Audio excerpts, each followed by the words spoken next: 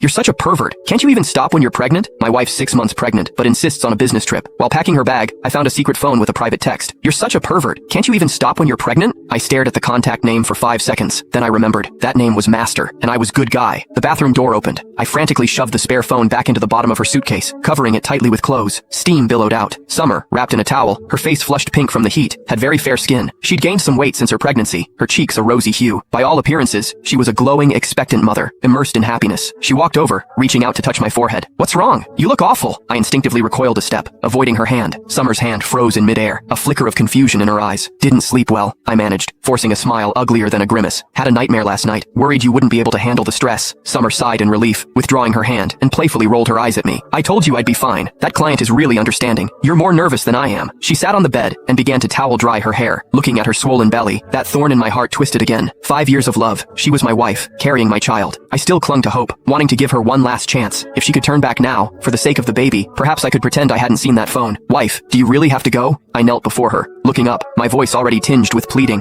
I'm not afraid of hard work. I can deliver food, drive ride shares. Just stay home and focus on your pregnancy, and I'll endure any hardship. I looked into her eyes. Please, don't go. Can you? Summer's hand stilled on her hair. She lowered her gaze and sighed. Darling, I've already signed the contract with the client. If I breach it now, I'll have to pay triple the penalty. She tugged at the towel wrapped around her, shifting her posture to reveal part of her calf. I stared there. Just above her knee, there was a coin-sized bruise. For the past 2 months, she'd always locked the bathroom door, not even letting me in when I brought fresh clothes. And on the rare occasions her arms and legs were visible, there were always inexplicable bruises. Last week, it was her inner left thigh. The week before, her arm. Each time I asked, my heart aching, she had a perfect explanation. The bathroom was slippery. I accidentally bumped into something. I hit the corner of the office desk. You know pregnant women are clumsy. I believed her, my heart breaking for her. I covered the entire bathroom floor with non-slip mats. I bought dozens of feet of corner protectors, covering all the sharp edges of our furniture. I wished I could turn myself into a ball of cotton and wrap her inside. Now it seemed, I was indeed a ball of cotton, a rotting piece of cotton, casually kneaded and used to wipe someone's backside. What kind of bump would perfectly land on the inner thigh? What kind of fall would result in bruises that looked like they were forcefully squeezed by fingers? I stared at her calf, my stomach churning. Summer seemed to notice my gaze and pulled the towel down to cover her leg. She walked over, naturally draped her arms around my neck, carrying the pleasant scent of her shower gel. She buried her face in my neck, rubbing it gently. Darling, help me blow dry my hair, please. I'm leaving first thing in the morning, and I want you to spend more time with me. Yesterday, I would have considered it a sweet burden. Now, I felt only revulsion, every hair on my body standing on end. I rigidly picked up the hairdryer, my fingers running through her hair. The hot air roared, masking my ragged breathing. In her eyes, what was I? A sugar daddy providing a paycheck and a stable life? How many days will you be gone this time? I turned off the hairdryer, my voice so cold it even scared myself. 3 days. I'll be back Sunday. Summer turned around, wrapping her arms around my waist, her face pressed against my lower abdomen. I'll miss you, and I'll miss the baby too. I also thought of that child. 6 months old. Was it my child? Once that thought arose, it could no longer be suppressed. Click the link in my bio to get the full story for free.